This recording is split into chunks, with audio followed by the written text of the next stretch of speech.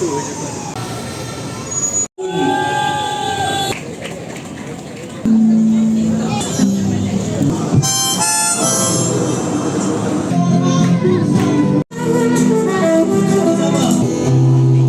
you see sad faces never smiling? Mean men at war, stabbing, shooting, never tiring. Bullets flying, bombs exploding, a mother cries in pain. A father wounded while a child shouts in vain. Bodies fall into the drain, eyes open, mouth frozen.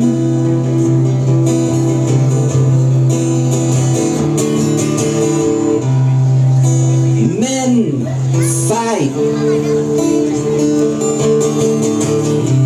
victims living in fright. What for, they ask, our plight, and the living keep asking, oh, where has it gone? Where has it gone? And the children keep asking, oh, where has peace gone? Where has peace gone? Please learn the names and the stories of the Palestinians. Like Dr. Rayet said, if I die, you must live to tell my story. The Palestinians for far too long have been dehumanized by the Western narrative.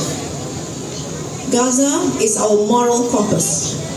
The Palestinians have taught us courage and humanity. May Allah protect them and grant them freedom of their land. Thank you. Ceasefire! Free Palestine! Ceasefire! Ceasefire! Ceasefire! Hi guys, so I was at a pro-Palestinian rally recently, just on the eve of the new year, and several speakers, including former Malaysian Prime Minister Tun Mahathir Mohamad, was among those who were calling for an immediate ceasefire in Gaza. The gathering was held near the US Embassy here in Kuala Lumpur to directly protest the United States' move that vetoed the United Nations resolution for ceasefires. And speakers were also calling for a boycott of any products or companies that supported the ongoing occupation in Palestine. Anyway guys, here are some of the clips of the speeches, and apology in advance if the sounds were not clear. 12 years ago, there was a historic agreement, a prisoner exchange between 1,027 Palestinian prisoners with one Israeli soldier. The soldier Gilad Shalit had been captured by Hamas and kept for 6 years in Gaza. Israel tried to find him, and in fact they attacked Gaza many times, but they could not succeed. And this led to the release of the 1,027 prisoners from Palestine. And I interviewed some of the prisoners that came out, and this was the book that came out of it, the stories of the prisoners. Since 1967, 1 million Palestinians have been arrested and detained by Israel. There is not even one Palestinian family that has not been touched by this mass incarceration of Palestinians. In prison, the Palestinians are stripped, beaten, tortured, and humiliated, regardless of whether they are men, women, or children. Israel is the only country in the world to try children, Palestinian children only, in military courts, with a conviction rate of 99%, because these are forced confessions by children under torture. The youngest person in my book, which is the second one, which is about child prisoners, his name is Muhammad Al-Khawaja, and he was only 11 years old when they arrested him.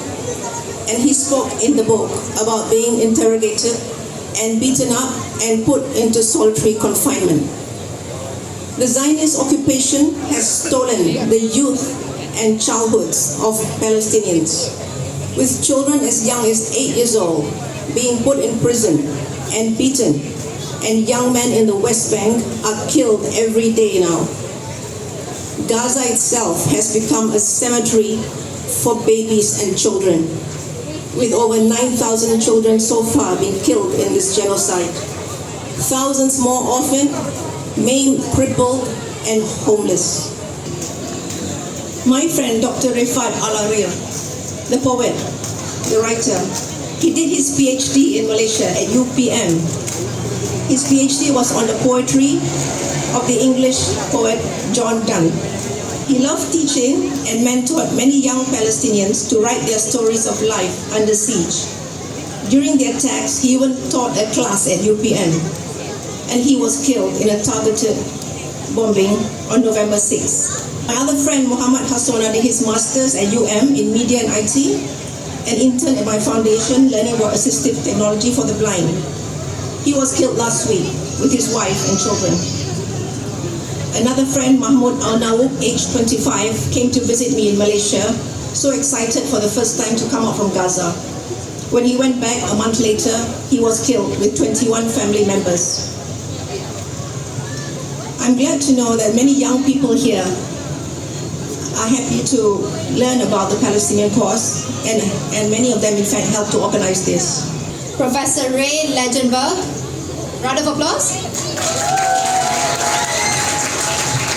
Professor Ray is an American citizen who's standing here in solidarity with the Palestinian people. He teaches in America, Malaysia, Singapore, and Finland.